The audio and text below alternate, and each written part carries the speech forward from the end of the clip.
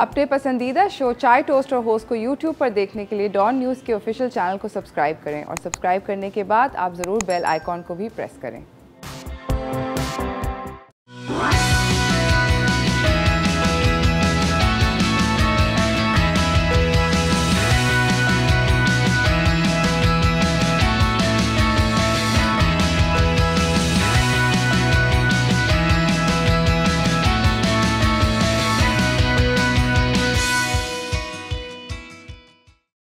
सलाम Pakistan, welcome to चाय toast और होस्ट। आई होप आप लोगों की सुबह जो है वो अच्छी जा रही है। I am really excited about today's show because आज हम अपने शो के अंदर एक बहुत ऐसा सब्जेक्ट डिस्कस करने लगे हैं इन लेंथ और आपको इन्फॉर्मेशन देंगे जो कि हम सबको अफेक्ट करता है in many ways, especially you know because information जो होती है इट हेल्प्स यू रिकग्नाइज़ कि आप क्या कर सकते हैं, आपके ऑप्शंस क्या हैं, एट्सेट्रा एट्सेट्रा।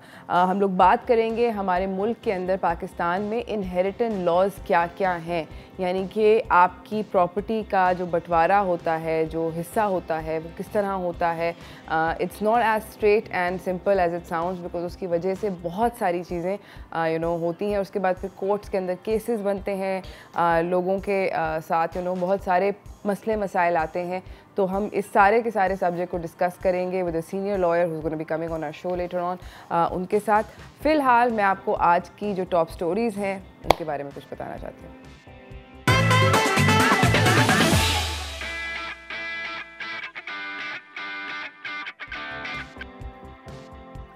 हमारे पास जो पहली आज की टॉप स्टोरी है वो ये है कि लाहौर में जो एक सेट ऑफ सिस्टर्स हैं, उनके नाम हैं कमला बीबी और लालू बीबी। उन्होंने फाइनली हाई कोर्ट में अपना केस इनहेरिटेंस का 37 साल बाद जीत लिया है। हुआ कुछ ऐसे था कि इनके वालिद का जब इंतकाल हुआ था तो इनके भाइयों ने इनके हिस्से की जो प्रॉपर्टी थी वो सीज़ कर ली थी। और किस तरह सीज़ करी थी, उन्होंने ये बोला था कि कोर्ट के अंदर, लोअर कोर्ट के अंदर, कि उनको वर्बल गिफ्ट दिया है। तो वालिद ने इंतकाल से पहले वर्बल गिफ्ट दिया भाइयों को। इसके ऊपर ये case finally justice Rasal Hasan Syed के कोर्ट के अंदर आया, हाई कोर्ट में आया, क्योंकि लोअर कोर्ट में इनकी हियरिंग जो थी वो डिसमिस हो गई थी। इन्होंने जुम्मे को जस्टिस सैयद ने हियरिंग करी और ने बोला कि बहुत सिंपल से रूल्स हैं जिनको फॉलो करना होता है रिगार्डिंग गिफ्टिंग अ प्रॉपर्टी। और वो ये हैं कि जब गिफ्ट पेपर पे नहीं डिक्लेयर होता और वर्बली डिक्लेयर होता है तो क्लेमेंट को टाइम, प्लेस और डेट, यानी कि वक्त, जगह और तारीख जहाँ पर गिफ्ट हुआ होता है वो डिक्लेयर करनी पड़ती है। प्लस आपको विटनेसेस चाहिए होते हैं। जिस तरह हम लोग यू नो किसी भी ज़रूरी चीज़ के लिए विटनेस होता है, आपका कोई बंदा जो होता है वो आपको देखता है तो वो विटनेस चाहिए होता है। फिर आपको सिग्नेचर या थंबप्रिंट भी चाहिए होता है जिस बंदा जो कि गिफ्ट कर रहा है। सो बहुत सारी चीज़ें मिसिंग थी इस पर्टिकुलर केस के अंदर and you know the high court, the justice was really angry. उनको अच्छा नहीं लगा कि लोअर कोर्ट ने इसको डिसमिस कर दिया और 37 ईयर्स लगे इस केस की हेयरिंग होने के लिए। रेवेन्यू ऑफिसर जो थे उन्होंने बिल्कुल भी कोशिश नहीं की कि क्यों बेटियों को उनका हक नहीं मिला और बेटों को स्पेशल बेनिफिट्स मिल गए। इसके अंदर भी कुछ नहीं, तो जो कोर्ट है उसने ये बात नोट कर ली है कि लोअर कोर्ट्स ने लीगल जो कानून के नुक्ते थे उनको कम्प्लीटली इग्नोर किया और इसलिए उसके लोअर कोर्ट के डिसीजन को नल एंड वॉइड करार दिया गया।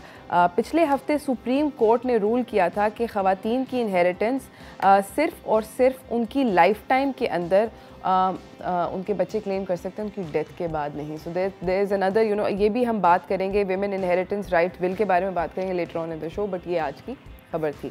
इसी के साथ मैं आपको अपनी अगली खबर की तरफ लेकर जाना चाहती हूँ जो कि पाकिस्तान और क्रिकेट की दुनिया से है। आज भी बाय द वे पाकिस्तान का और नामीबिया का मैच है, very excited to watch it. वो ये है कि पाकिस्तान ने finally ICC T20 world rankings के अंदर इंडिया को ओवरटेक कर लिया है। पहले हम 3 नंबर पे बैठे हुए थे, अब हम नंबर 2 टीम बन गए हैं। नंबर 1 पे आप जानना चाहते हैं तो कौन है, वो है इंग्लैंड। प्रॉबली हमारी उनसे टक्कर होगी फाइनल के अंदर, इंशाल्लाह हम उनको हरा देंगे और यू नो हराने में कामयाब होंगे और उसके बाद फिर हम नंबर 1 स्पॉट ले लेंगे। इंडिया का बाय द वे काफ़ी बुरा स्टार्ट था इसके अंदर, काफ़ी उन्होंने मैच वैच अपने हारे हैं और उसकी वजह से इंडियन मीडिया ने बहुत ज़्यादा बुरी किस्म की तनकीद करी है अपनी टीम के ऊपर, जो कि नहीं करनी चाहिए। मतलब तनकीद करनी चाहिए मगर इस तरह के अल्फाज में नहीं करनी चाहिए। खैर फ़िलहाल हम जा रहे हैं एक छोटी सी ब्रेक की तरफ। ब्रेक से वापस आएंगे, आपके साथ इस गुफ्तगू को जारी रखेंगे, एंटरटेनमेंट की दुनिया से भी थोड़ी सी बातें करेंगे, मगर ब्रेक के बाद कहीं ना जाइएगा, देखते रहिए चाय टोस्ट और होस्ट।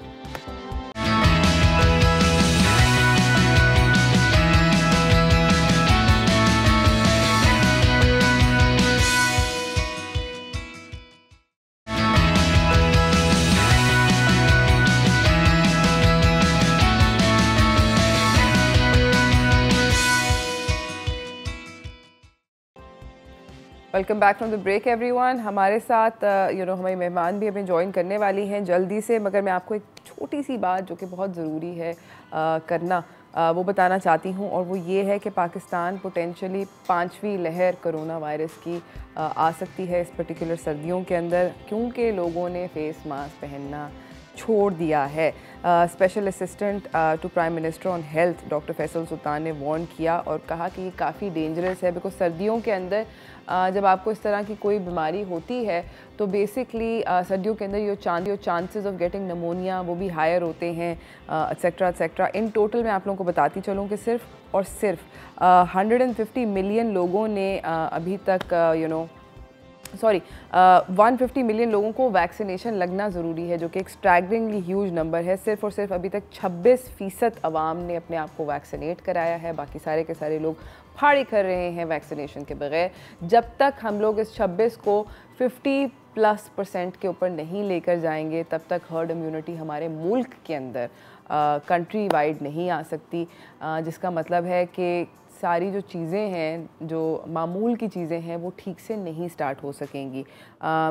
हालांकि शार्प डिक्लाइन है कोविड का, मगर इस बात का बिल्कुल भी मतलब ये नहीं है कि 5वीं लहर नहीं आ सकती। और ऑब्वियसली पिछले साल अगर आप याद करें, जो कि सर्दियों में वेव आई थी कोविड की, वो काफ़ी डेडली थी, तो इस साल भी ऐसा हो सकता है कि सर्दियों के अंदर खुदा का वास्ता प्लीज़ थोड़ा सा ख्याल रखें, लोगों जाके करवा लें। इसी के साथ मैं आपको अब अपनी अगली मेहमान से मिलवाना चाहती हूँ। चलते हैं एंटरटेनमेंट न्यूज़ की तरफ।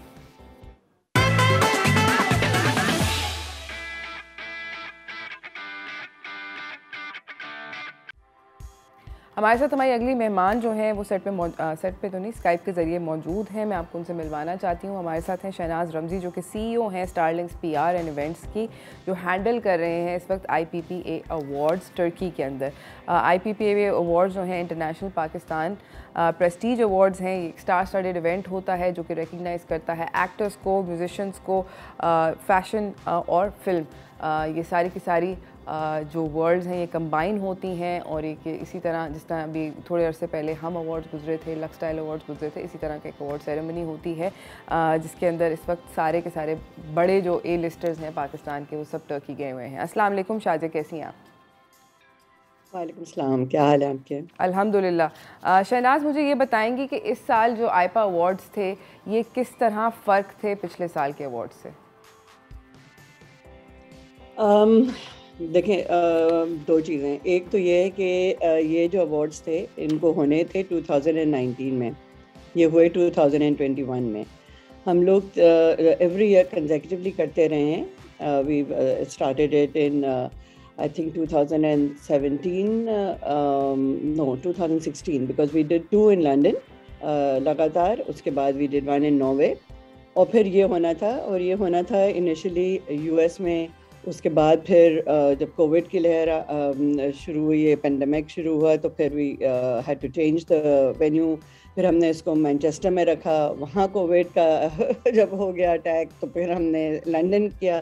तो ये बहुत जो है ना पोस्टपोन होते एंड देन लास्ट ईयर हमने फाइनली डिसाइड किया था कि हम टर्की में करेंगे।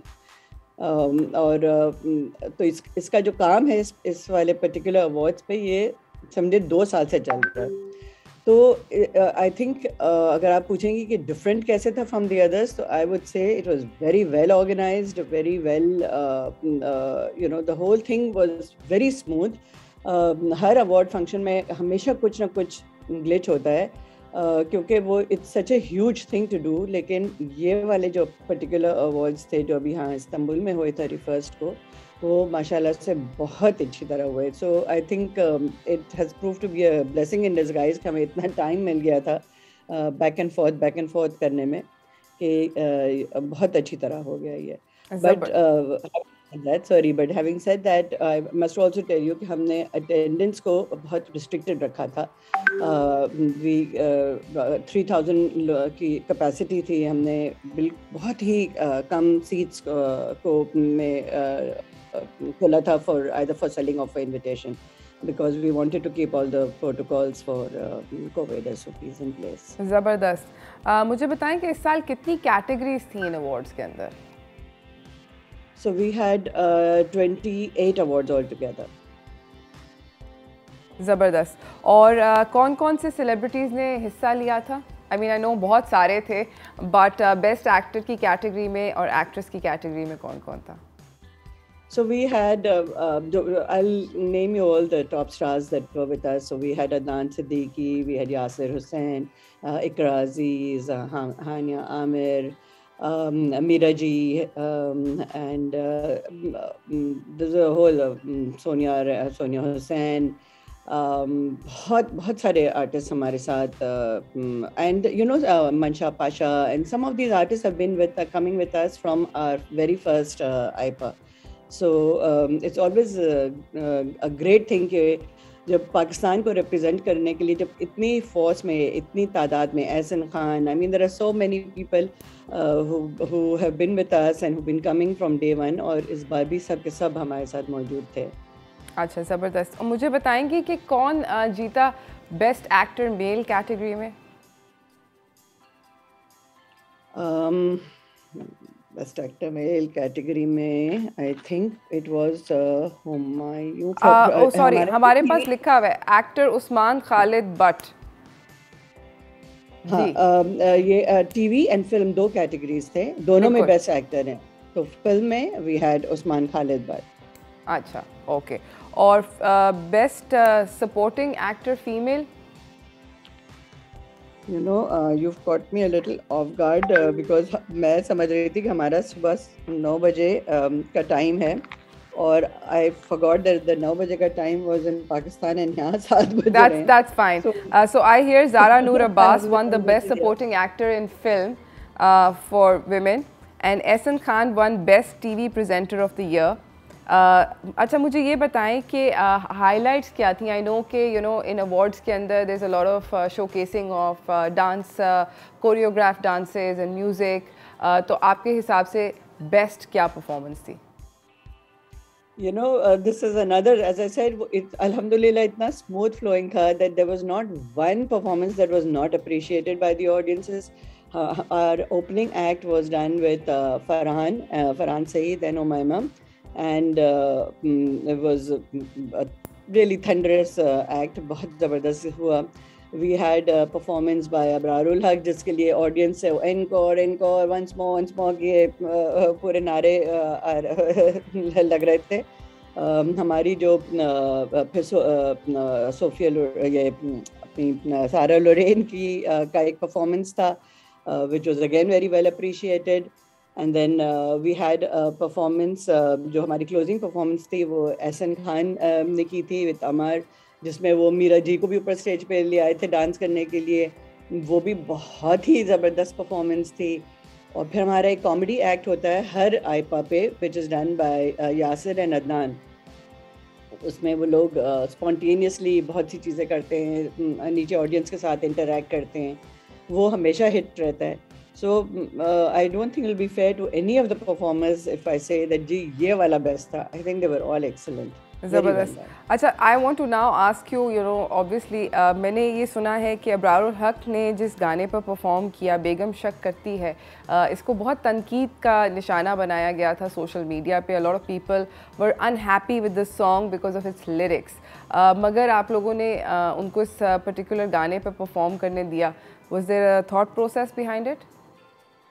No, I think it's a very fun गाना, हमारा सिर्फ आई थिंक मसला as a nation is that we don't have a sense of humour. I think we should learn to take a chill pill, relax, and enjoy life. I think it is a fun song. There was nothing serious in it, and everybody enjoyed it. कोई इसमें कोई thought process नहीं था कि हमें क्यों देना चाहिए या क्यों नहीं. Nice lyrics, enjoyable, fun. I think it was there was no harm in it. ज़बरदस्त. हम लोग जा रहे हैं नाज़रीन एक छोटी सी ब्रेक की तरफ. ब्रेक से वापस आएंगे, थोड़ी सी और बातें जानेंगे. कहीं ना जाइएगा, देखते रहिए चाय टोस्ट और host.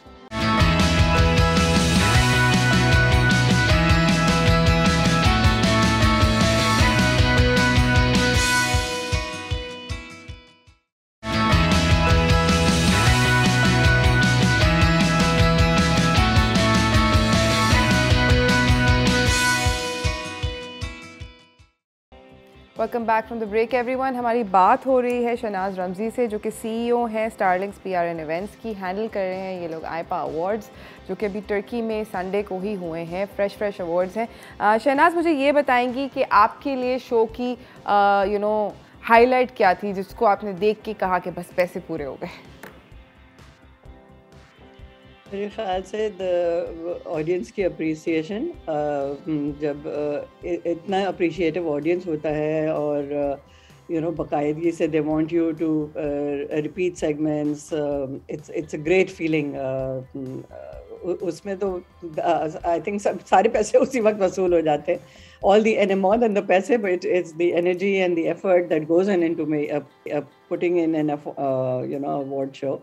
And the sponsors, because of the sponsors had come in large numbers also to attend, and all of them were very happy. So I think for me the greatest thing is when there is a client satisfaction. जब वो लोग खुश होते हैं, लोग जो आते हैं वो खुश होते हैं, तो you know that it's all been worth it. ज़बरदस्त. और आपकी personal favourite performance of the evening क्या थी? आप मुझे फंसाने वाली है. हम नहीं, आपको मतलब जो आपको लगा कि this turned out better than आपने आई एम श्योर रिहर्सल भी देखी होंगी और आपको लगा कि एकदम से बहुत कुछ मजेदार हो गया. एहसन खान वाला तो बहुत ही अच्छा था, और स्पेशली बिकॉज वो जिस तरह स्पॉन्टेनियसली मीरा जी को लेकर ऊपर आए, and the way Meera ji also danced with them. I think it was बहुत मजे का. हाँ, क्योंकि वो स्पॉन्टेनियस था. I thought you'd say that. बहुत अच्छा था. अच्छा, मुझे ये बताएं कि आपके ख्याल में best dressed for the red carpet celebrity आपको पर्सनली कौन लगा? देखें, I am a PR person who has a lot of friends in all these people. मैं किसी एक का नाम लूँगी ना कि this person was looking outstanding, बहुत मेरे लिए मुश्किल हो जाता है. Because I'll tell you one thing which will add more credibility than to what I'm going to say is that हम लोग बाद में जब वापस आ रहे थे शो से, तो मुश Kaleem was hosting the red carpet. Right. She said, after a long time, I have seen people on the red carpet who were looking fantastic. She said, कोई एक ऐसा नहीं था जो लग रहा था कि oh my god, this is a fashion faux pas. Why is this person dressed like this? She said, लगता है कि 2 साल पेंडेमिक में लोग घर में बैठे बैठे they have learned a dress sense, and they were all ready to party and come out in good clothes. So she was commenting on this in the car कि ये इतने अच्छे लग रहे थे सबके सब. So वाकई this was something that you will also note when you see all the pictures and the videos. Everybody was looking very nice. Absolutely. चाहे वो it ही था या नहीं, very well dressed. अच्छा, मुझे ये बताएं कि आईपा अवार्ड्स के अंदर क्राइटेरिया क्या होता है देने का? क्या व्यूअर्स चॉइस होती है या कोई पैनल बैठता है अवार्ड मिलने के लिए? व्यूअर्स चॉइस होते हैं और इसकी वोटिंग ऑनलाइन हो रही होती है. So basically the awards are all judged by the people who have seen either the films और the plays and have voted for them. सही. और मुझे ये बताएं कि जितनी भी ये अवार्ड्स जो हैं हम लोगों को टीवी पे देखने को कब मिलेंगे और कौन से चैनल पे मिलेंगे? आपको देखने मिलेगा हम टीवी के ऊपर. It will take at least 2 months before you see it. Okay. Because a lot of work goes into editing and all that. Editing वगैरह होगा, and then because these are such a major show, so they don't just show it on any day. वो फिर वो they also pick and choose, अगर ईद नज़दीक होती है तो ईद से पहले कोई बड़ा अगर वो छुट्टी आ रही है या तो उस पर करते हैं, या depending on what the occasion is going to be close to when they finish their editing, so then they will decide when. Sounds good. अच्छा, मुझे ये बताएंगी कि आपके ख़्याल में इस तरह के awards you doing them abroad, आपने अभी बताया कि आपने 2 लंदन में किए, एक नॉर्वे में किया, एक टर्की में किया, and you had plans to continue doing them abroad, उसके साथ क्या चैलेंजेस होते हैं, या is it a good idea to do them abroad? अगर पाकिस्तान में करें तो क्या वेन्यू सूटेबल नहीं होते? उसके बारे में थोड़ा सा बात करते हैं। So basically, these are called the International Pakistan Prestige Awards. So the very concept behind these awards was that it will be done abroad. तो पाकिस्तान का तो मतलब basically था ही नहीं ना. It was always meant to be done abroad.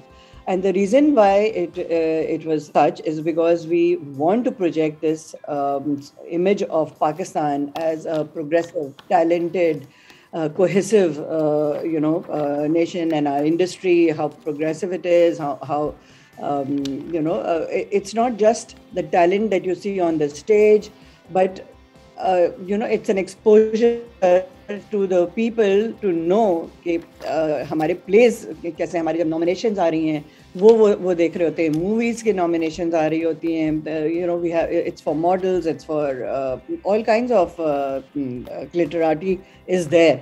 तो the objective was always to promote Pakistan. So वो हम बाहर ही करेंगे, पाकिस्तान में अंदर रहकर तो सबको पता ही है कि पाकिस्तान में क्या टैलेंट है, और यहाँ बहुत सारे अवार्ड शोज वैसे ही होते हैं, तो इतना गुंजाइश भी नहीं है for yet another award show, to add to the plethora of shows. ज़बरदस्त.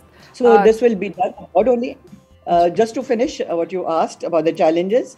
The challenges are, I would say, 500 times more than if you're doing it within your own country. आपके पास सबसे पहले तो लैंग्वेज का चैलेंज आ जाता है, जो हमने यहाँ पे भी फेस किया और हमने नॉर्वे में भी फेस किया. तो और जहाँ पे भी हम जाएंगे ना, अगर नए वेन्यू पे जाएंगे तो उसके नए चैलेंजेस होते हैं उसके, because it's a completely new place for all of us.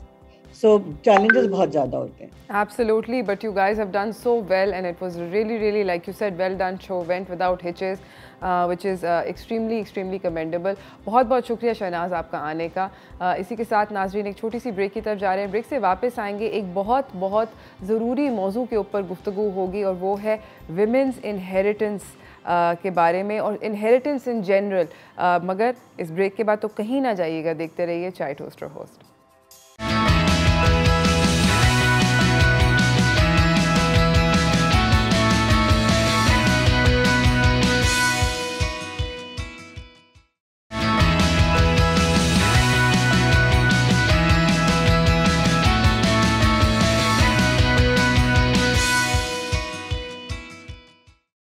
Welcome back from the break everyone. हमारे पास हमारे इनबॉक्स में जब से हमने इस टॉपिक की बातचीत करना शुरू करी, इनहेरिटेंस की, तो बहुत सारे सवालात आए from different people on social media. मैं आप लोगों को बताना चाहती हूँ कि बहुत सारे, हमारा आज का जो टॉपिक है, हम लोग आज बात कर रहे हैं इनहेरिटेंस के बारे में, और इनहेरिटेंस के इर्द गिर्द पाकिस्तानी लॉ क्या स्टेट करता है, हमारे क्या राइट्स हैं, क्या क्या चीज़ें with in the law possible हैं, क्या नहीं, ये सब हम जानेंगे अपने मेहमानों से. मगर कॉमनली आस्क्ड क्वेश्चन जो हैं वो काफ़ी इंसेन हैं. सबसे पहले बहुत सारे लोग ये जानना चाहते हैं कि इस्लामिक लॉ क्या कहता है, शरई लॉ क्या कहता है, जो कि ऑब्वियसली हदूद ऑर्डिनेंस की वजह से हमारे कॉन्स्टिट्यूशन के अंदर शामिल है, बट वो किस हद तक शामिल है, a lot of people are confused about it, ये भी हम जानेंगे.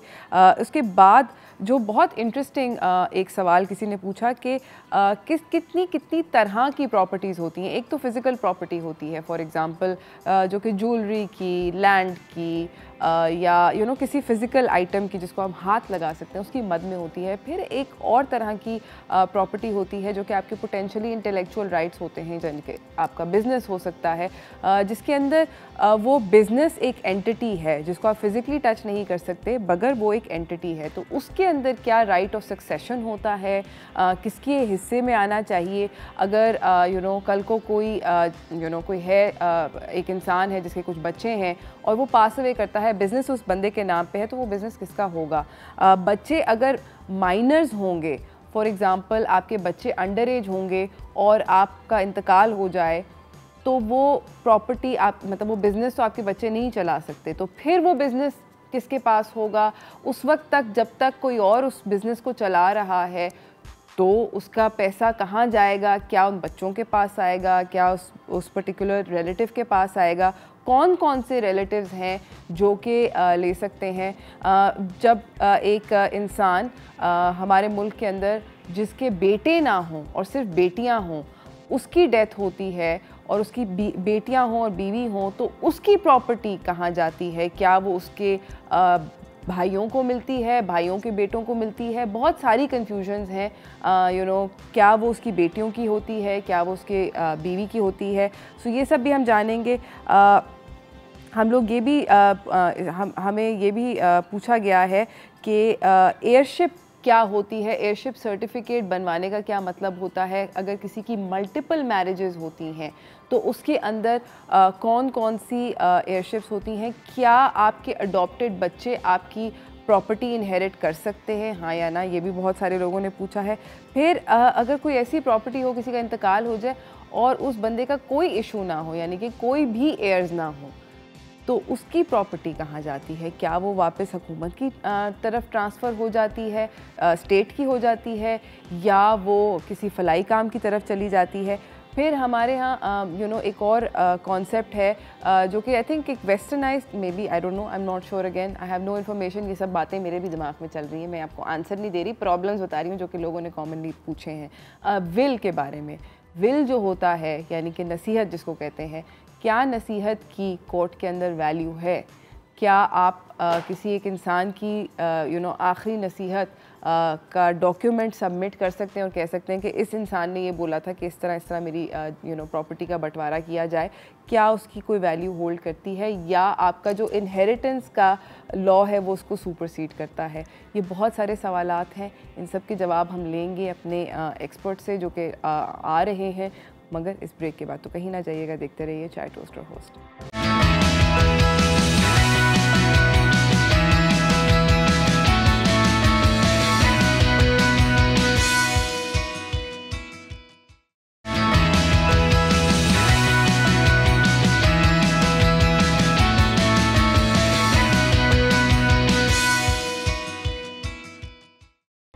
Welcome back from the break everyone.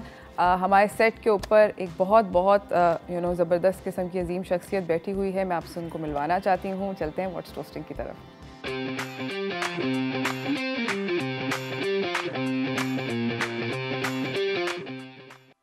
हमारे साथ यहाँ पे मौजूद हैं हसन साबिर साहब, जो कि एडवोकेट हाई कोर्ट हैं और सेक्रेटरी जनरल हैं पाक सरजमीन पार्टी के। अस्सलाम वालेकुम। वालेकुम अस्सलाम। कैसे हैं आप? जी आई एम गुड। उरुश, आप ठीक हैं? सबसे पहले मैं अपने नाज़रीन को बताना चाहती हूँ कि मेरे जो लीगल मसले चल रहे थे, जिसके बारे में काफ़ी रोना धोना किया है, अबाउट माई डॉटर्स कस्टडी, वो हसन भाई ने मेरे लिए एक ऐसे करके सारा प्रॉब्लम सॉल्व कर दिया।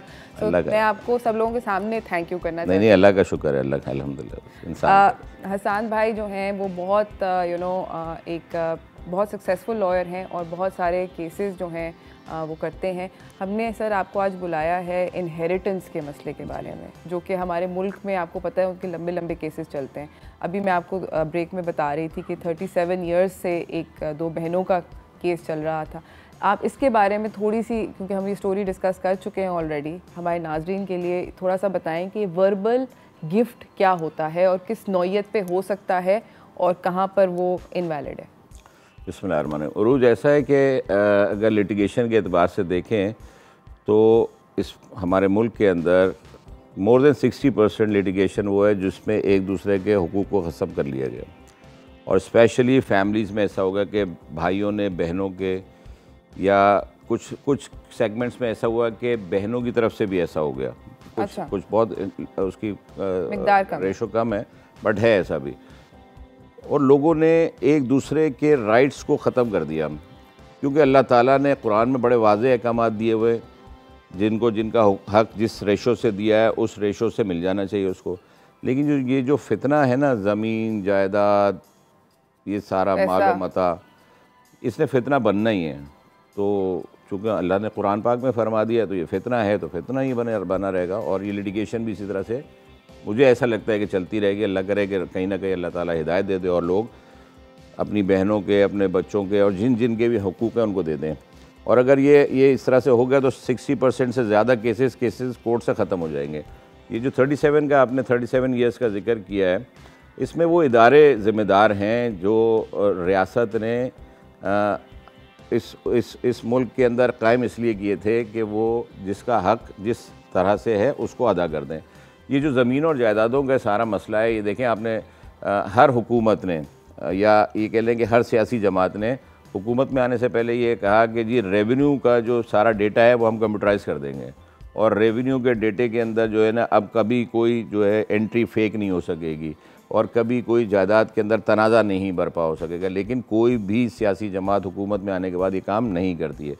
तो सारा डेटा जितना भी है रेवेन्यू का वो सब मिक्सअप किया जाता है, उसमें फ़ेक एंट्रीज की जाती है, फ़ेक फाइल्स तैयार की जाती हैं, और जो दावेदार होता है उस बेचारे को अपना केस साबित करते करते ही ज़िंदगी गुजर जाती है। यहाँ तो यही सिलसिला चल रहा है। जितनी भी रैपिडली कर दें इनको, जहाँ क्रिमिनल लॉ में अमेंडमेंट करके केसेस को जल्दी वाइंड अप करने के लिए चीफ जस्टिस साहब ने जो जुडिशल सिस्टम बनाया था 2007 में, ज़रूरी है कि सिविल लॉ के अंदर भी काम किया जाए। जितने भी आप ये देखें कि लेजिस्लेशन है उसने होना तो पार्लियामेंट से ना, लेकिन पार्लियामेंट तो यहाँ दूसरे काम कर रही है। पार्लियामेंट में वो काम नहीं हो रहे जिस काम के लिए उनको वोट दे के भेजा जाता है कि वो लेजिस्लेशन करें, कानून साजी करें, और उस कानून साजी के ज़रिए आम आदमी को जो है वो इंसाफ मिल सकता है। लेकिन कानून साजी किसी भी मद में नहीं की जाती। जितना भी कानून बनाए जाते हैं वो वक्ती तौर पर इम्प्लीमेंट होते हैं और उसका फ़ायदा आम आदमी तक नहीं पहुंचता, वो भी कहीं और किसी और को जो है उसका फ़ायदा मिलना शुरू हो जाता है। ये जो 37 ईयर्स की बात की आपने, अब कितना जुल्म है कि 37 साल के बाद किसी खातून को वो इंसाफ मिलेगा, और उस 37 साल अगर वो डिप्राइव रही हो अपनी ज़िंदगी से, अपने हक़ से, अपनी जायदाद से, अपने वो एक वैल्यूबल, वो जो एक उसका कीमती वक्त था वो बर्बाद जो हो गया, वो सारी चीज़ें ज़ाया हो गई, और उस वक्त जो वैल्यू होगी प्रॉपर्टी की वो आज तो नहीं होगी। ऑफ कोर्स उस वक्त मतलब पर्सनल वैल्यू। तो ये जो वर्बल गिफ्ट होता है इसकी मतलब क्या इसकी कोई हैसियत है कानून की आंख? अच्छा, कानून में भी मौजूद है, और क्योंकि हमारे यहाँ देखें पाकिस्तान में ना शरई कवानीन का नफाज है, क्योंकि इस्लामिक रिपब्लिक ऑफ पाकिस्तान है, आइन ये कहता है कुरान और सुन्ना जो है वो सुप्रीम लॉ है और उससे मुतजाद कोई कानून साजी पाकिस्तान में नहीं हो सकती। लिहाजा और बहुत सही भी है और अच्छी बात भी है, इसीलिए जो है वो जो है हमारे यहाँ इस्लामी नज़रियाती काउंसिल है, तमाम बिल पहले उसके पास जाते हैं और उसके बाद वो कानून का हिस्सा, अगर मुतसादिम नहीं है शरीयत से, तो कानून का हिस्सा बनते हैं। तो ये जो आपने गिफ्ट कहा है, इसको अरबी में, अरबी वर्ड इसके लिए हिबा कि आपने किसी को प्रॉपर्टी या कोई भी चीज़ जो है उसको हिबा कर दी है। अगर ओरल हिबा है, ओरल गिफ्ट है, तो वो उस वक्त तक वैलिड है कि अगर उसके साथ गवाह जो सामने होने चाहिए, गवाह होने चाहिए, 2 गवाह भी काफ़ी होते हैं। लेकिन अब इस हिबा को उन स्टेक होल्डर्स के सामने किया जाता है। अब बिलफर्ज एक प्रॉपर्टी में बाप अपनी प्रॉपर्टी किसी एक बच्चे को हिबा कर रहा है, तो वो डिप्राइव तो नहीं कर सकता उसमें बाकी 3 को क्यों करेगा, लेकिन उन 3 को भी कुछ ना कुछ हिबा होगा। यानी अगर बाप के पास 4 प्रॉपर्टीज़ हैं तो दिया, क्योंकि इस्लाम ये सिखाता है कि किसी भी बच्चे को ना आग किया जा सकता है ना महरूम किया जा सकता है किसी प्रॉपर्टी से, वालिदैन नहीं कर सकते। अगर रिटर्न में है हिबा, रिटर्न गिफ्ट है, तो उसको रजिस्टर कराना लाजमी, रजिस्ट्रेशन एक्ट के तहत। जैसे अब जब प्रॉपर्टी हम ट्रांसफ़र कराने जाते हैं तो सब रजिस्ट्रार के पास जाके बायोमेट्रिक भी कराते हैं, साइन भी करते हैं, सब तस्वीर भी खींचती है। इसी तरह से गिफ्ट के लिए भी है, ये जो हिबा है, जो गिफ्ट है, रिटर्न गिफ्ट, उसमें करा के आपने एक सर्टन जो फीस है वो गवर्नमेंट को देनी होती है और वो रजिस्टर्ड डॉक्यूमेंट हो जाता है, वो वैलिड रहता है। अब ओरल को साबित करते करते लोगों को परेशानी हो जाती है। बहुत से लोग उसमें से अपने स्टेटमेंट जो है वो चेंज कर लेते हैं कि नहीं मेरे सामने ऐसा नहीं हुआ, हाँ भाई ये गिफ्ट होना था या किया था, और डूबियस स्टेटमेंट हो जाता है। तो तरीका क्या है प्रॉपर्टी को गिफ्ट करने? इन राइटिंग करनी चाहिए, इन राइटिंग करनी चाहिए। बेहतर अंदाज ये भी है कि इंसान को प्रॉपर्टीज़ में जितने बच्चे हैं उनको वसीयत कर देना चाहिए, और वो वसीयत भी इन राइटिंग होनी चाहिए, और उसका जो प्रॉपर वे शरीयत में भी है, और फिर उसको जो है हमारे मुल्क के कवानीन ने उसको राइज किया है कि जिस तरह से वसीयत लिख के रजिस्टर करा दी जाए, ताकि बाद में ज़िंदगी और मौत का पता नहीं, लेकिन बच्चों में डिस्प्यूट क्रिएट ना हो। और ये क्रिएट तो हो ही जाता है, लेकिन अगर इन राइटिंग ऑलरेडी अगर पेरेंट्स में से कोई भी अपनी जायदाद को तकसीम कर दे, वो बेहतर है। अच्छा, मेरा अगला सवाल ये है कि फ़िज़िकल प्रॉपर्टीज़ के साथ आप ये कर सकते हैं, जैसे गाड़ी हो गई, लैंड हो गया, सोना हो गया, पैसा हो गया, मगर अक्सर जो पैसा बैंक में पड़ा हुआ होता है, अगर कोई इंसान हु पासेस अवे उसका बैंक से पैसा निकालना उसके एयर्स को मतलब सालों गुजर जाते हैं, बहुत उसके अंदर लंबा प्रोसेस होता है। ऐसा क्यों है? अच्छा, ऐसा इसलिए क्योंकि यहाँ पे बैंक्स को भी जितनी कहना चाहिए वो अपनी प्रॉब्लम्स फेस करनी पड़ती हैं इन शेप ऑफ लिटिगेशंस, तो बैंक्स भी जो है वो रिस्पांस नहीं दे रही होती हैं लीगल एड्स को, उसके लिए भी कोर्ट जाना पड़ता है लीगल एड्स को। अब ये समझें कि एक 50,000 रुपये भी अगर कोई शख्स बैंक में अपने अकाउंट में छोड़ के मर गया है तो उस 50,000 रुपये के हसूल के लिए लीगल एड्स को कोर्ट जाना है।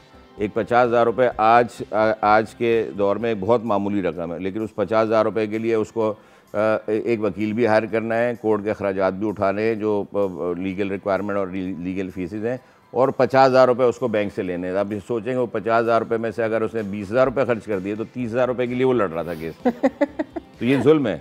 बिल्कुल ये बैंक्स को पाबंद किया जाना चाहिए कि एक लिमिट ऐसी रख दें कि भाई आप, क्योंकि अब देखें अभी लेटेस्ट कानून के तहत नादरा को जो है वो ये एम्पावर किया गया है कि वो एयरशिप सर्टिफिकेट और जो सक्सेशन सर्टिफिकेट्स हैं वो इशू करेगी।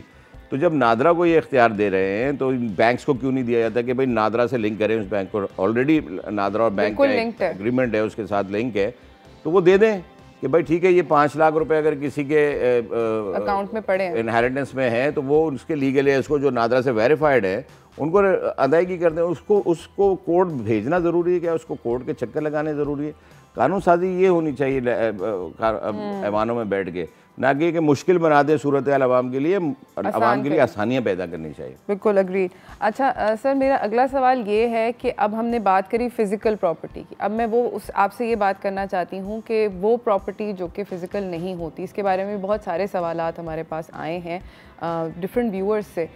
लोग ये जानना चाहते हैं कि फॉर एग्ज़ाम्पल अगर कोई एक इंसान है जो कि पास अवे कर गया, उसका कोई कारोबार है और ज़रिया माश है वो पूरी फैमिली के लिए वो कारोबार, और वो पास अवे कर जाता है, बच्चे माइनर हैं, ठीक है, एयर्स मौजूद हैं मगर माइनर हैं, तो क्या उसकी बेगम को, उसकी अगर उसकी बीवी ज़िंदा है तो क्या वो प्रॉपर्टी ही हुई ना एक तरीके से, वो प्रॉपर्टी क्या उसकी बेगम के सॉर्ट ऑफ रखवाली में होगी या वो उसके भाइयों की तरफ जाएगी? क्योंकि इसके ऊपर भी बहुत ज़्यादा फड्डे हो जाते हैं कि वो चचा ले गए हमारा हमारे कारोबार का हिस्सा और फिर हमें मिला नहीं जब हम मेजॉरिटी रीच किए।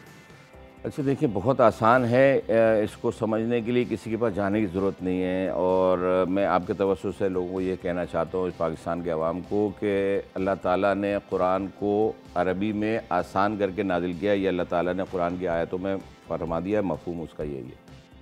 और जब आप कुरान को पढ़ेंगे तो इन मसाइल का हल उसी में मिल जाएगा, आपको कहीं जाने की ज़रूरत नहीं पड़ेगी। सूरह निसा को पढ़ लेंगे, सूरह निसा को डिफ़ाइन किया अल्लाह ताला ने, उसकी आयतों में, और वो इंक्लूडेड है हदूद ऑर्डिनेंस, ये तमाम चीज़ें उसमें दी हैं, किसको कैसे डिस्ट्रीब्यूशन करनी है। अगर कोई एक आदमी या औरत दोनों में से कोई भी मर जाए तो उसके लीगल एज में तकसीम कैसे होगी। इतनी खूबसूरती से अल्लाह ताला ने, क्योंकि पूरा कुरान खूबसूरत, अल्लाह ताला की हर बात खूबसूरत, इतनी खूबसूरती से उसके अंदर डिफ़ाइन है कि उसकी तशरीह के लिए आपको कोई और मदद नहीं चाहिए होगी कि आप उसके तर्जुमे को पढ़ लें और उसके ज़रिए आप पहुंच जाएंगे वहाँ तक कि जहाँ पर आपको जाना चाहिए, और आपको तकसीम कैसे होगी जायदाद, सारी चीज़ें आ जाएंगी। जो आपका मेन क्वेश्चन है उसके तहत अगर देखें, बच्चे माइनर्स हैं और बच्चे अगर बच्चों की माँ जो है उसने कोई सेकंड मैरिज नहीं कर ली डिसीज़ के बाद, और वो रहेगी, बच्चों की किफ़ालत तो करेगी ना, और ज़ाहिर उन बच्चों की किफ़ालत उसी पैसे से होगी जो उनके बाप ने मरने से पहले बनाई या छोड़ दिए, अपनी तरके के अंदर छोड़ दिए, क्योंकि वो बच्चे तो वारिस बनेंगे। बिल्कुल। तो वो माँ केयर टेकर रहेगी, उस माँ का हिस्सा भी होगी, यानी वो विडो जो है उसका अपने शौहर की जायदाद में हिस्सा है। फिर उन बच्चों के तमाम जो राइट्स हैं, जो प्रॉपर्टी के ऊपर जो उनका तरका है, उसकी भी वो केयर टेकर बनेगी। और ये मामूल है, अदालतों में ऐसे केसेस रोज़ाना डिसाइड होते हैं जिसके अंदर माँ को वली मुकर्रर कर दिया जाता है, उसको कहा जाता है वली, और वो वली मुकर्रर कर दी जाती है उस वक्त तक जब तक वो बच्चे मेजर ना हो जाएं, यानी 18 साल की उम्र को ना पहुँच जाएँ। जब वो 18 साल की उम्र में पहुँच जाते हैं तो फिर उनको ये राइट है कि वो अपना हक या अपनी माँ के लिए सरेंडर कर दें या माँ से वो हासिल कर लें।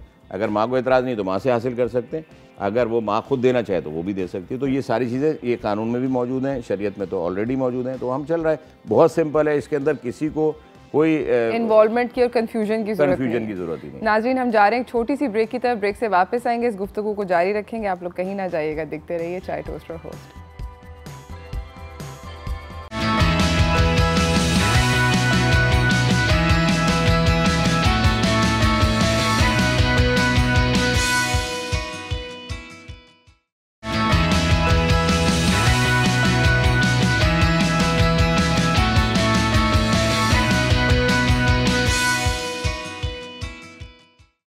Welcome back from the break everyone. हमारे साथ यहाँ पे मौजूद हैं एहसान साबिर साहब, एडवोकेट हैं हाई कोर्ट के और सेक्रेटरी जनरल हैं पीएसपी के भी। बातचीत हो रही है इनहेरिटेंस के बारे में, जो कि काफ़ी पेचीदा किस्म का सब्जेक्ट बन जाता है। लोगों के मतलब पूरे लाइफ टाइम गुजर जाते हैं और उससे भी बल्कि उनके बच्चों के बच्चे हो जाते हैं, फिर भी वो केस चल रहे होते हैं। मुझे ये बताएं कि फिर अभी हमने बात करी कि बिज़नेस के बारे में, आपने कहा कि माँ को अपने माइनर बच्चों का वली डिक्लेयर किया जा सकता है और वो बिज़नेस चला सकती है उन बच्चों के लिए। अगर माँ की प्रॉपर्टी हो तो वो किसकी होती है?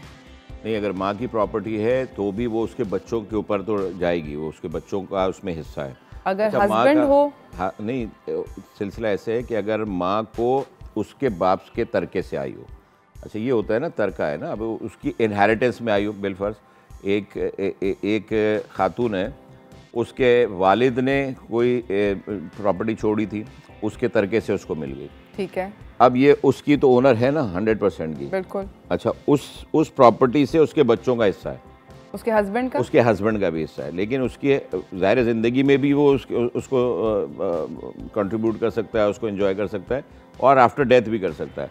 लेकिन बच्चों का प्रोपोर्शन ज़्यादा है उसके अंदर, जो उसके बच्चे हैं। माँ के प्रॉपर्टी में भी वो हिस्सेदार हैं, वो लड़का और लड़की हो, और वो बाप की प्रॉपर्टी में भी हिस्सेदार। जैसे कि अब ये माँ है जिसको उसके बाप, जब मैंने कहा कि उसके बाप से उसको मिली है ना, सही, या माँ से मिली है, उसका हिस्सा तो है वहाँ पे। इसलिए तो ये सारी चीज़ें क्लियर हैं, क्योंकि इनको सबको हर इंसान को आपस में हिस्सा दिया गया है, प्रोपोर्शन उनका अलग अलग कर दिया गया है कि बीवी को शौहर के तरके से कितना मिलेगा, माँ को अपने बेटे के से क्या मिलेगा, और बच्चों को अपनी माँ से क्या मिलेगा और बाप से क्या मिलेगा। ये एक प्रोपोर्शन दिया है सारा, उसी के तहत मिल जाएगा। लॉ ऑफ इनहेरिटेंस को देखेंगे, लॉ ऑफ इनहेरिटेंस को पढ़ेंगे, बच्चे कितने उस हिसाब से डिवाइड होगा, बीवियाँ कितनी। अब यहाँ आपने एक बीवी का जिक्र कर रही है, बाज़ केसेस में एक से ज़्यादा बीवियाँ हैं, बिल्कुल, किसी की 2 हैं, 3 हैं, 4 हैं। कोर्ट ये भी तो वेरीफाई करता है, नादरा इस चीज़ को वेरीफाई करके देता है कि फैमिली ट्री में एक से ज़्यादा बीवियाँ, अगर एक से ज़्यादा बीवियाँ तो उनके बच्चे हैं, वो सब के सब उसके अंदर आएंगे ना, एक मर्द की या एक और। अच्छा, औरत का अगर खातून है तो उसके सिलसिले में तो 2 नहीं हो सकते, लेकिन ये हो सकता है कि उसके पहले शौहर से कोई बच्चे हों, बिल्कुल, तो वो तो उसके हिस्से, उसकी प्रॉपर्टी में हिस्सेदार हो गए। वो शौहर नहीं होगा हिस्सेदार, लेकिन वो बच्चे तो हिस्सेदार रहेंगे। Oh dear. अब वो दूसरे शौहर से अगर उसके बच्चे हैं तो वो हिस्सेदार बनेंगे। तो ये सारी चीज़ें, इसलिए थोड़ा सा कॉम्प्लेक्सिटी होती है इसके अंदर, लेकिन इसी वजह से नादरा को जो है ये इख्तियार दिया है कि वो जो फैमिली ट्री है उसको प्रॉपर बनाया, और रजिस्ट्रेशन बहैसियत शहरी हमें उन तमाम बच्चों का रजिस्ट्रेशन करा लेना चाहिए। हम डिले नहीं करें, हम अपनी ज़िंदगी की आखिरी सांस का इंतज़ार कर रहे होते हैं कि यार हम पता नहीं, जो हमने तो मरना ही नहीं जैसे।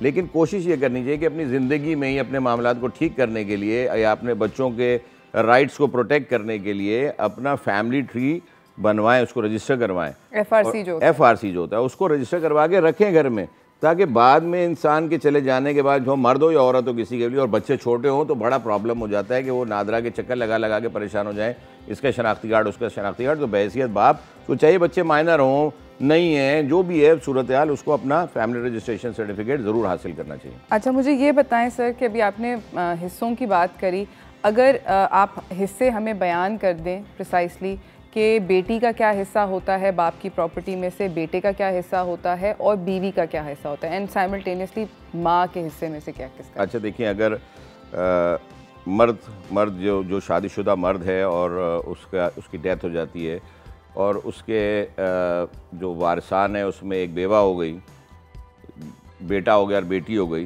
तो ये एक प्रोपोर्शन ऐसा रख लेते हैं, शॉर्ट फैमिली है, क्योंकि फैमिली बढ़ जाएगी तो वो डिवीज़न भी बढ़ जाएगी। तो जो तरका मिलेगा वो पहले निकलेगा ही वाइफ के लिए, कि वो पहले उसका निकलेगा, तो उसको जो प्रोपोर्शन में। अच्छा, यहाँ पे थोड़ा सा मैं एक छोटी सी चीज़ ऐड कर देता हूँ कि अगर मरने वाले का बेटा है तो उसकी प्रॉपर्टी जो है वो उसी की फैमिली में डिस्ट्रीब्यूट होंगी, यानी उसकी जो इमीडिएट फैमिली है कि उसकी बेवा, उसका बेटा और उसकी बेटी। और अगर मरने वाले का बेटा नहीं है और सिर्फ बेटी है तो इस प्रॉपर्टी में उसके पेरेंट्स भी ऐड हो जाएंगे। ठीक है, ये भाई या बहनें, भाई बहन नहीं, उसके पेरेंट्स पहले ऐड, पेरेंट्स नहीं होंगे तो फिर भाइयों की तरफ भी जाएगी। लेकिन वो ये प्रॉपर्टी जो है, अगर बेटा मौजूद है तो फिर वो कहीं और शिफ्ट नहीं होगी, वो इधर से शिफ्ट। तो प्रोपोर्शन डिफरेंट हो जाएगा। फिर वो 1/8 जो है वो विडो को चला जाएगा, फिर जो है उसमें से जो बचेगा वो बेटे और बेटी के अंदर तकसीम हो जाएगा। तो लोगों ने ईजी करने के लिए कर दिया कि ऐसा कर लें कि जी एक बेटे का है तो आधा बेटी का है, ठीक है। लोगों ने उसको इजी वे में ये ले लिया, लेकिन ऐसा हर जगह नहीं होता। अब 3 बेटे और 1 बेटी है तो ऐसा नहीं होगा कि पहले उनको दे दिया एक और फिर जो बचा आधा दे दिया, नहीं, वो सारे 100 रुपये अगर हैं तो 100 रुपये को 8 रुपये पहले समझ लें कि विडो की तरफ जाएंगे, फिर जो बाकी बचेगा उसमें फिर बेटा और बेटी के अंदर तकसीम होंगे। आई सी। और आपने भी ये बोला कि अगर किसी की बेटे नहीं हैं किसी के घर में और सिर्फ बेटियां हैं तो क्या मतलब, और उसके पेरेंट्स हयात नहीं हैं, तो क्या फिर उसके भाइयों को जाएगा? नहीं, उसके भाइयों को जाएगा, लेकिन वो इनमें डिस्ट्रीब्यूशन के साथ उनके साथ। और उसके भाइयों को क्या प्रोपोर्शन मिलेगा? देखिए वो फिर भाइयों के अंदर कितने हैं, फिर उसके अंदर प्रॉब्लम ये भी आ जाती है कि उन भाइयों में से कोई अगर दुनिया से चला गया है तो उसके बच्चों का राइट नहीं बनेगा, लेकिन उसके बच्चे भी राइट क्लेम कर रहे होते हैं। बिल्कुल ऐसे होता है। इको क्या, उसके बच्चे भी राइट क्लेम कर रहे होते हैं कि हमारे ताया की या चचा की जायदाद है। तो यहाँ आके कॉम्प्लेक्स हो जाता है लोगों को कि यहाँ आके प्रॉब्लम बन जाती है, लेकिन मेजर पोर्शन वो विडो और बच्चियों के पास ही जाता है, बट सम हाउस के अंदर से उसकी जो भाइयों की तरफ भी चला जाता है। अच्छा, मुझे सर आपसे अगला सवाल ये पूछना है कि क्या क्या गलतियाँ होती हैं जो कि विल जब बना रहे होते हैं, नसीहत बना रहे होते हैं, वसीयत सॉरी नसीहत क्या, वसीयत जब बना रहे होते हैं तो उसके अंदर क्या क्या गलतियाँ अवॉइड करनी चाहिए ताकि बाद में डिस्प्यूट ना हो? अच्छा, सबसे पहली गलती तो ये करते हैं कि वसीयत को रजिस्टर नहीं कराते लोग। वसीयत तो तैयार कर लेते हैं, बहुत से लोग तैयार कर लेते हैं, लेकिन सब नहीं तैयार करते वसीयत को लिखने या लिखवाने के बाद जो मुरवजा क़वानीन हैं उसके तहत सब रजिस्ट्रार जिसके पास हम जाके अपनी प्रॉपर्टी ट्रांसफ़र करवाने के लिए जाते हैं, उसी के पास एक रजिस्टर है जो गवर्नमेंट रूल्स के तहत उसके पास रजिस्ट्रेशन होनी है, और जाके वसीयत जो है वो रजिस्टर होके एक रिकॉर्ड का हिस्सा बन जाएगी, ताकि अगर कल को कोई डिस्प्यूट आता है तो वो मरने वाले की वसीयत से टैली करके कोर्ट ऑर्डर कर देगी। लेकिन यहाँ 99% ऐसा है कि वसीयत नहीं होती। जब लोग सक्सेशन सर्टिफिकेट के लिए अप्लाई करते हैं कोर्ट में तो ये लिखते हैं कि भाई वसीयत को तलाश किया, नहीं मिली, इसलिए हम कोर्ट में आए हैं। तो जब वसीयत ही नहीं मिलेगी तो फिर वो प्रोपोर्शन में भी टाइम लगेगा, कोर्ट के डिसीजन में भी टाइम लगेगा। तो बेहतर अंदाज है कि उसको वसीयत को लिख कर रजिस्टर करवा कर उसको रख दिया जाए, और जब कभी इसकी ज़रूरत पड़ेगी तरमीम भी कर सकते हैं। ऐसा नहीं है कि लोग बाज़ दफ़ा घबराते ही हैं कि अगर एक दफ़ा वसीयत लिख दी तो हो सकता है कि हमारे बच्चे हमारे साथ कोई नारवा सलूक कर लें, हो सकता है कि कोई हमारे लिए आगे ज़िंदगी में मसाइल आ जाएं, ज़िंदगी में लिख रहे हैं चूँकि वसीयत, तो इसलिए अवॉइड कर रहे होते हैं।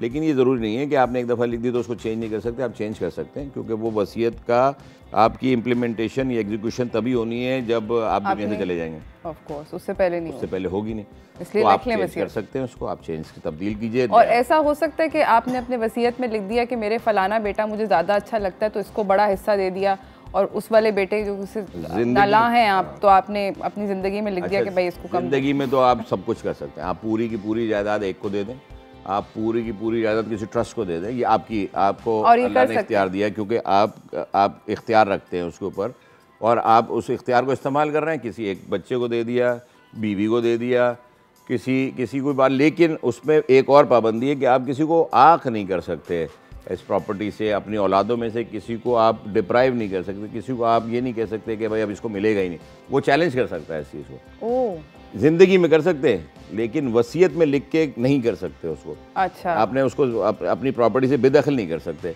ज़िंदगी में। आपने वो फिर आपकी वो जो पहले वाला सवाल है ना कि गिफ्ट कर दिया किसी को, तो अब जो ज़िंदगी में आपने किया वो गिफ्ट हो सकता है, जो ज़िंदगी में किया आपने वो ट्रांसफ़र हो सकता है, लेकिन मरने के बाद आपका डोमेन ख़त्म हो जाता है, और आपके कहने के मुताबिक वो प्रॉपर्टी डिस्ट्रीब्यूशन जब होगी कोर्ट के ज़रिए होगी, ऑब्वियसली बात है, तो उसमें किसी को उसकी प्रॉपर्टी से जो है बेदखल नहीं किया जा सकता। ज़बरदस्त sir, thank you so much कि आपने अपना इतना ज़्यादा कीमती वक्त निकाला और आप हमारे पास आए। जाते जाते अगर आप कोई मैसेज देना चाहें अवाम को अक्लमंदी का। अच्छा, मैं अवाम को तो ये कहूँगा कि पाकिस्तानी अदालतों पर एतमाद रखें। पाकिस्तानी अदालतें फ़ैसले तो ठीक करती है, लेकिन उसमें फ़ैसलों में देर ज़रूर हो जाती है। तो हमें सबसे पहले अपने मामला ठीक कर लें। ये जो कानून साजी करने के इदारे हैं, जो पार्लियामेंट है, ये तो अपना काम नहीं कर रहा और ना आइंदा करेगा, लेकिन बेहतर और तरीका यही है कि हम अभी, क्योंकि आज चैप्टर इनहेरिटेंस का है, तो इनहेरिटेंस के हिसाब से बात करते हैं कि हमें अपने मामलात जो जायदाद से मुतालिक हैं, जो अपने प्यारों से मुतालिक हैं, जो अपने ही बच्चों से और अपनी बीवी से या अपने माँ बाप से, बहन भाइयों से मुतालिक हैं, उन मामलात को ठीक कर लेंगे तो आगे डिस्प्यूट्स नहीं आएंगे। और मैंने जैसे थोड़ी देर पहले कहा था कि 60% से ज़्यादा केसेस आपस में ही हैं, जो बच्चे साथ पले बड़े होते हैं वही आपस में लड़ रहे होते हैं। तो इनको लड़ने से बचाने के लिए ज़रूरी है कि अपनी जायदादें अपनी ज़िंदगी में ट्रांसफ़र कर दें और उनको इस झगड़े से बचा लें। Thank you very much. बहुत बहुत शुक्रिया हसन भाई। इसी के साथ नाज़रीन हम एक छोटी सी ब्रेक की तरफ जा रहे हैं। ब्रेक से वापस आएंगे, आपको अपने अगले मेहमान से मिलाएंगे। बात हो रही है आज इनहेरिटेंस के बारे में, तो कहीं ना जाइएगा, देखते रहिए चाय टोस्ट और टोस्ट।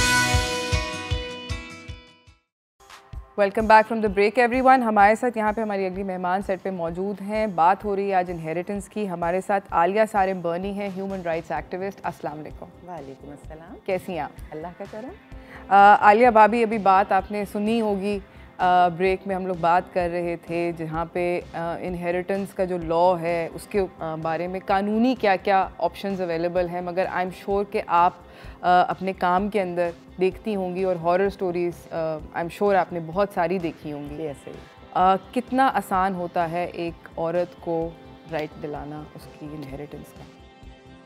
अच्छा, मुझे नहीं पता था कि डायरेक्ट औरत की ही बात कर दोगी, क्योंकि सबसे मुश्किल यही होता है ना? सबसे मुश्किल यही। नहीं, हमने अभी एक केस भी डिस्कस किया था, क्योंकि पिछले हफ्ते एक लाहौर हाई कोर्ट में केस आया था। 37 इयर्स से 2 बहनों का केस चल रहा था जिनके भाइयों ने उनके हिस्से के ऊपर कब्जा कर लिया था, ये बोल के कि वालिद ने वर्बल गिफ्ट किया, ओरल गिफ्ट जिसको कहते हैं, जिसकी कोई हैसियत नहीं है, मगर वो 37 इयर्स तक अपने हक के लिए लड़ती रही। लोअर कोर्ट्स में कईयों दफ़ा उनका केस डिसमिस हुआ और हाई कोर्ट पे जब पहुंचा तो जस्टिस सईद ने बहुत ज़्यादा तनकीद करी लोअर कोर्ट की और कहा कि ये बहुत गलत फ़ैसला है। उस फैसले को नल एंड वॉइड हो गया, मगर उनको उनका दे दिया, मगर 37 इयर्स लगे। 37 इयर्स एक बहुत लंबा उम्र का हिस्सा होता है। ये बहुत खुशनसीब बहनें थीं, बहुत खुशनसीब ख़वातीन थीं जो हयात रहीं, जो कोर्ट तक पहुँची और जो लड़ीं। क्योंकि मोस्टली क्या होता है कि औरत को जब बेदखल करते हैं तो उसके साथ 2 काम करते हैं, या तो घर के अंदर कैद कर देते हैं या इतनी बुरी तरह ट्रीट करके निकालते हैं कि वो ज़हनी तौर पर ठीक नहीं रहती। सही। तो ये तो एक अल्लाह ताला ने इनके लिए बेहतरी की। दूसरा ये कि हमारे यहाँ जहेज़ की सूरत में लोग समझते हैं कि हमने हिस्सा दे दिया, और उनकी ये ऐसा माइंडसेट है कि वो इसको बिल्कुल मुस्तनद भी समझते हैं। यानी सबसे ज़्यादा लड़ाई उस वक्त मुश्किल हो जाती है जब दोनों फरीक समझें कि हम सही हैं, ठीक है। यानी जो भाई हैं वो सोचते हैं कि क्योंकि जहेज़ में अब्बा ने ये सब कुछ दे दिया था तो अब इसका कोई हक नहीं बनता। ये गलत बात है। आप जहेज़ में क्या देते हैं क्या नहीं, ये आपकी अपनी मर्जी है, लेकिन जायदाद में औरत का हिस्सा मुस्तनद है अल्लाह ताला के हुक्म से भी, और कवानीन भी बेहतरीन बने हुए हैं। ये ज़रूर है कि बेटी का हिस्सा बेटे के मुकाबले में कम है, लेकिन उसका एक मखसूस परसेंटेज है जो फिक्स है। वो आपकी मर्ज़ी से बढ़ तो सकती है, कम नहीं हो सकती। बढ़ाने को तो छोड़ दीजिए, जितना है लोग उतना भी नहीं देते। और औरत क्योंकि फिजिकली वीक होती है तो औरत के ऊपर जुल्म ज़्यादा किया जाता है, और सोसाइटी भी उसको सपोर्ट नहीं करती। हमने कई दफ़ा मैंने सुना है शेल्टर होम में कह देते हैं, अब बहन हो तुम्हें लेकर क्या करना, भाई की ज़रूरियात ज़्यादा हैं, भाई की जिम्मेदारियाँ ज़्यादा हैं, आप उसे दे दीजिए, आप उसको वैसे ही वक्फ कर दीजिए उसको। क्यों? एक चीज़, एक राइट आपको कानून ने दिया है, एक चीज़ है जिसको आपने इंजॉय करना है, वो आपका हिस्सा है। औरत के लिए क्यों मखसूस कर दिया कि सारी दुनिया के दुख उठा के आप औरत को दे देंगे, आप वो दुख भी उठा के उसको दे देंगे जो अल्लाह भी उसको नहीं देता, जो कानून भी उसको नहीं देता। इससे बड़ी ज़्यादती क्या होगी? और किसी और मद में लोग तो तालीम में भी समझते हैं कि शायद लड़के का शेयर ज़्यादा होना चाहिए, कि उसके ज़्यादा पैसा खर्च करो उसकी तालीम तरबियत में। ये सब चीज़ें गलत हैं, इन सब चीज़ों को ठीक होने की ज़रूरत है। और सोसाइटी में पहले जो चीज़ें, जो नॉर्म्स हमारे चल रहे थे, हमें पता नहीं था, अवेयरनेस नहीं थी सोसाइटी को, अब वो सारी अवेयरनेस आ गई है। औरतें हमारी अब बहरहाल पहले के मुकाबले में बहुत ज़्यादा वोकल हो गई हैं, बेहतर हैं, बहुत बेहतर है, बहुत बेहतर हैं। जिन टॉपिक्स पे बात करना एक टैबू हुआ करता था, अब दबंग तरीके से बात होती है, ख़वातीन बात करती हैं, तो अब ये वो वक्त है कि जिसका जो जायज़ हक है वो आप उस तक दे दीजिए, क्योंकि वो लेगा तो ज़रूर, लेकिन आप जितना टाइम इसमें ज़्यादा लगाएंगे क्या ज़्यादा पैदा होगा। और केओस के साथ मतलब दिल ख़राब होंगे, रिश्ते तबाह होंगे, मिलना तो at the end of the day वो जिस तरह अभी हसान भाई भी ये बात कह के गए कि अदालत इवेंचुअली सही फैसला ही देगी, टाइम के बाद देगी, मगर वो आपने टाइम अपने लव्ड वंस के साथ खो दिया, उसको तबाह कर दिया उस लड़ाई में। एक जुमला ऐड कर दूं, आपने हिम्मत नहीं हारनी। देखिए पाकिस्तान में कवानीन सब मौजूद हैं, इंसाफ मिलता है, देर से मिलता है, ये भी सच्चाई, इसलिए डिनाई नहीं कर सकते, लेकिन हर वो शख्स जो इंसाफ के लिए लड़ता रहता है और अल्लाह उसको हयाती दे, उसको इंसाफ मिलता है। तो आपका मुस्तकिल मिजाजी के साथ सच और हक की तरफ जाना, ये सबसे ज़्यादा मजबूत और ज़रूरी बात है। एब्सोल्युटली। नाज़रीन जा रहे हैं एक छोटी सी ब्रेक की तरफ, ब्रेक से वापस आएंगे, इस गुफ्तगू को आगे लेके बढ़ेंगे, तो कहीं ना जाइएगा, देखते रहिए चाय टोस्टर होस्ट।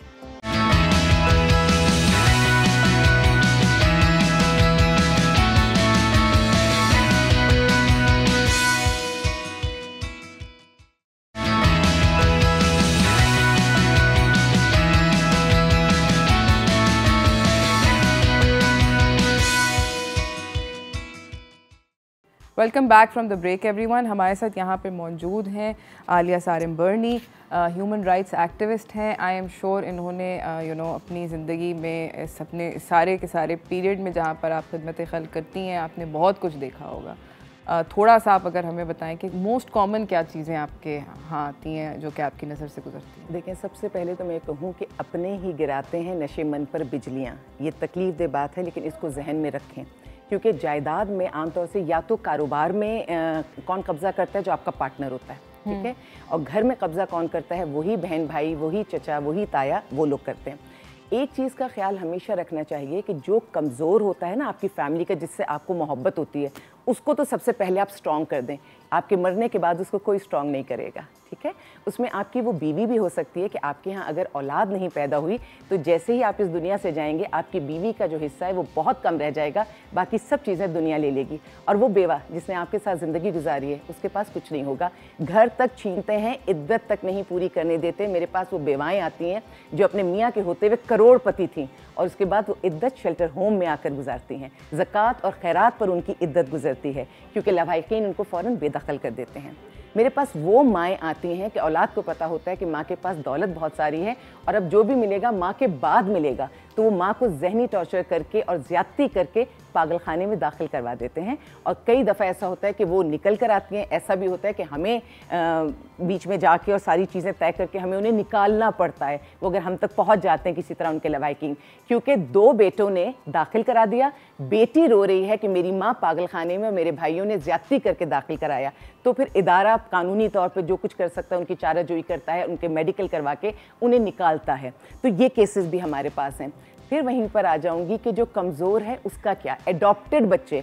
हमारे पास ऐसा भी होता है कि लोग एडॉप्ट कर लेते हैं बच्चा, एडॉप्ट करने के बाद उनके रिश्तेदार उन्हें एक्सेप्ट नहीं करते, क्योंकि अगर आपकी औलाद नहीं है, आप बे औलाद हैं, तो आपकी प्रॉपर्टी मिल जाएगी, भतीजे भतीजियों में वो बटेगी, भाइयों में वो बटेगी। लेकिन अगर आपने कोई बच्चा एडॉप्ट कर लिया तो आप ये सोचते हैं कि प्रॉपर्टी आपके बाद उसको मिलेगी, नहीं मिलेगी उसको, वो उस पर झगड़े होंगे और आपका वो अडॉप्टेड बच्चा कमज़ोर होगा, वो लीगली भी कमज़ोर होगा, तो चीज़ें उनमें बढ़ जाएंगी। पैसा जहाँ बहुत बड़ी नेमत है, वहीं बहुत बड़ी मुसीबत भी है। इसके बदले में लालच आती है, तमा आता है, और वो सारे वो बच्चे, वो अडॉप्टेड बच्चे भी मेरे पास शेल्टर होम में मौजूद हैं, जो मुख्तलिफ जगहों से लिए गए, कानूनी तौर पर नहीं थे, अपनी ज़िंदगी में उनके नाम कुछ नहीं किया, वो शेल्टर होम में। माएँ जिन्हें पागल खाने से या उनको घर के अंदर कैद कर दिया गया है, उनसे मोबाइल फ़ोन छीन लिया जाता है, उनसे उनका आईडी कार्ड छीन लिया जाता है, उनसे उनके सारे कॉन्टैक्ट्स छीन लिए जाते हैं। एक चीज़ जो मैं मशवरा देना चाहूँगी, चाहे वो औरत हो, मर्द हो, लड़की हो, कोई भी आपका रिश्ता अगर आपको सोसाइटी से डिस्कनेक्ट कर रहा है, अगर वो चाहता है कि आप किसी से ना मिलें, आप उसी वक्त समझ जाइएगा कि इसकी इंटेंशंस ठीक नहीं है। आप किसी से मिलेंगे तो कोई आपकी मदद कर सकेगा, आपको आइसोलेट कर दिया जाएगा तो फिर आपके साथ कोई भी मामलात हो जाए, फिर आपको कोई बचा नहीं सकेगा। तो पहले तो अलार्मिंग सिचुएशन ये वाली है कि आपको अगर कोई नॉर्मल ज़िंदगी गुजारने नहीं दे रहा, तो आपको सोचने का वक्त है कि मेरे साथ ऐसा क्यों किया। अक्सर ये मैंने सुना है कि बोला जाता है कि ख़वातीन को और मर्द हज़रात को जब वो उम्र के अपने आखिरी हिस्से में पहुंचते हैं कि अब आपका किसी चीज़ के अंदर पार्टिसिपेट करने का कोई हक नहीं है, आप तो बस नमाज़ पढ़ें, अल्लाह अल्लाह करें, या आप आप क्यों शादी में जाना चाहते हैं रिश्तेदारों की, या आप क्यों फलाने के घर पे खाने पे जाना चाहते हैं, आपका तो कोई राइट ही नहीं है, आप घर पे बैठें, क्या ज़रूरत है आपको। मरने के बाद भी हमने देखा और सुना, और मेरे पास तो मैंने कहा ना केसेस हैं, मैं जो भी चीज़ें कह रही हूँ उन सारे केसेस को, जो मैं शेल्टर होम में 26 साल से इस चीज़ को लेकर चल रही हूँ, मरने के बाद भी अंगूठे लगवाए जाते हैं और वो अंगूठे लगवा के जायदाद के लिए ये सब कुछ किया जाता है। और ये सब चीज़ें हम न्यूज़ में देखते हैं। एक तो हमेशा ये सोचिएगा कि दुनिया में जो सब कुछ हो रहा है वो उसके लिए आपको भी प्रिपेयर रहने की ज़रूरत है। वो रिश्ते, मैंने ऐसे ऐसे मोहब्बतों के रिश्ते देखे हैं कि जो दांत काटी रोटी हुआ करते थे, और जब पैसा बीच में आया तो वो गर्दन काटने में भी सबसे आगे होते हैं। ये वो दौर है कि जिसमें आप कभी किसी का हक नहीं खाइए, लेकिन हर वक्त ये चीज़ जहन में रखिएगा कि आपका हक कोई भी खा सकता है। तो आपको ये सारी प्रिपरेशंस करने की ज़रूरत है, और ये प्रिकॉशंस ज़िंदगी में करने की ज़रूरत है। जैसे मैंने कहा, बेटी कमज़ोर है, वो बीवी बहुत कमज़ोर है जिसके पास औलाद नहीं है, वो बहन बहुत कमज़ोर है जिसको आपने ब्याह दिया। तो माँ बाप को चाहिए कि सारी जायदाद ना डिस्ट्रीब्यूट करें, क्योंकि मैं माँ बाप को भी जानती हूँ, अगर सब कुछ उन्होंने ज़िंदगी में दे दिया और औलाद लायक है तब तो सर पर बैठती है, राज करती है घर पर, लेकिन अगर औलाद की फितरत में फितूर है तो फिर वो रोड पर आ जाते हैं। ये ज़रूर कीजिए कि अपनी जायदाद में उतना हिस्सा ज़रूर रख लीजिए जिसकी आपको मरते दम तक ज़रूरत हो। मैं तो यहाँ तक अल्फाज अदा करूँगी कि अपनी कब्र के पैसे भी रख लीजिएगा। गवर्नमेंट कब्र भी नहीं दिया करती, कब्र भी बहुत महंगी है, 20,000 से लेकर 50,000 तक की तो सिर्फ कब्र है। मैं तो ऐसे भी लोगों को जानती हूँ जिन्होंने अपने वालदैन से उनके उसके जनाजे के पैसे, कब्र के पैसे ज़िंदगी में ले लिए। I think that's such a depressing thing. मैंने सुना तो मेरे रोंगटे खड़े हो गए कि ये कैसी औलाद है जिसने अपने पेरेंट्स को ये बोला कि मेरे पास आपका जनाजा करने के पैसे नहीं होंगे, प्लीज़ पैसे दे दें। मैं उन माओं को जानती हूँ जिनकी जायदाद लेने के लिए उनके मुंह पर थूका है औलादों ने, और सिर्फ थूका नहीं है, उनसे सारी चीज़ें छीनने के बाद उन्हें ये कहा कि तुम मरोगी तो किसी कूड़े में पड़ी होगी, तुम्हें उठाएगा कौन। और वो माँ, लेकिन उस माँ की एक समझदारी थी कि वो उसे कैद भी किया गया घर में। वो जिस मजबूती और जिस समझदारी से उस घर से निकली हैं और मेरे पास पहुँची हैं शेल्टर होम में, उसी वजह से उनकी ज़िंदगी भी इज्जत से गुजरी, उनकी सारी चीज़ें इज्जत से हुई। लेकिन एक बात मैं आपको और बताऊँ, जायदाद कितनी जालिम चीज़ है। जब वो अम्मा इस दुनिया से गई हैं, जब वो इस दुनिया से गई तो वही उनकी औलादें, वही बेटे जिन्होंने ज़िंदगी में जीने नहीं दिया, मरने के बाद डेड बॉडी लेने इसलिए आए थे क्योंकि उन्हें डेथ सर्टिफिकेट चाहिए था, फिर जायदादों में वो कागजात उन्हें चाहिए थे, तो वो आके उनकी डेड बॉडी लेके गए। और हमारी गवर्नमेंट और इदारा कितना मजबूर है ना कि हमें वो डेड बॉडी उन्हें देनी थी। हमने ही इन्फॉर्म किया कि आपकी अम्मा इस दुनिया में नहीं रहीं, और वो लेकर गए। और उस माँ के लिए भी बड़ी खूबसूरत बात करूँगी, जिस बेटे ने इस बेदर्दी से निकाला, जब जायदाद की बात ज़िंदगी में मैंने उनसे की तो कहने लगी बेटे को तो नहीं दूंगी, पोतों को ज़रूर दे दूंगी। मैंने कहा अम्मा जी पोतों का मतलब बेटा?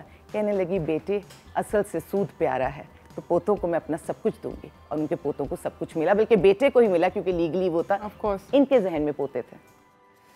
Thank you so much Alia भाभी, आपका आने का बहुत बहुत शुक्रिया। और हमें इस बात से इस सारी की सारी आपने जितनी भी बातें करी, इससे दिल बहुत कटता है, दिल बहुत दुखता है, मगर आई थिंक कि हम कुछ सीख सकते हैं, कुछ बेहतरी कर सकते हैं। इन्होंने बहुत सारी टिप्स भी दी कि अपनी ज़िंदगी में अपने जो वीक लोग हैं इर्द गिर्द, उनको अपनी फैमिली में, अपने प्यारों में, उनको मजबूत बना दें, उनके नाम जो भी करना है उनको सॉलिड कर दें, बाकी सब लोग आपस में लड़ लुड़ के कर लेंगे। They have the power to do it. Especially यहाँ पर ये ज़रूर कहूँगी कि बाकी में पैसा जो है एक बहुत बड़ा फितना बन सकता है, तो वो बनने ना दें, ये कोशिश करें ताकि वो जो रिश्ते हैं जो बचपन में जो छोटी उम्र में प्यार के होते हैं वो प्यार के ही आगे रहें, कभी भी वो फितना ना बने और फितने का ज़रिया ना बने। रोटी सबने एक ही खानी है, रात को सबने उसी तरह सोना है। समझ नहीं आती मुझे वैसे क्यों फितना बनता है। खैर एनीवेज, बहुत बहुत शुक्रिया आपका आने का। पैसा आ जाता है चला जाता है, रिश्ते एक दफ़ा जाते हैं फिर नहीं आते। एब्सोल्युटली। बहुत बहुत शुक्रिया नाज़रीन देखने का। आई होप आपको आज का शो अच्छा लगा हो। मुझे बहुत अच्छा लगा। हम लोग कल मुलाकात करेंगे। दोबारा से बोलूँगी कि प्लीज़ अगर अभी तक कोविड की वैक्सीनेशन नहीं लगवाई, खुदा का वास्ता लगवा लें। 15 मिलियन पीपल काउंटिंग से 26% लोगों ने लगाई है। मैं आज ख़बर पढ़ के मुझे चक्कर आ गया। प्लीज़ जल्दी से जाके वैक्सीनेट करवा लें, सिमशिम भी बंद नहीं होंगी, टेंशन नहीं होगी। इसी के साथ मुझे मेरी टीम को इजाज़त दीजिए, कल सुबह एक नए शो के साथ मुलाकात होगी। अल्लाह हाफ़िज़।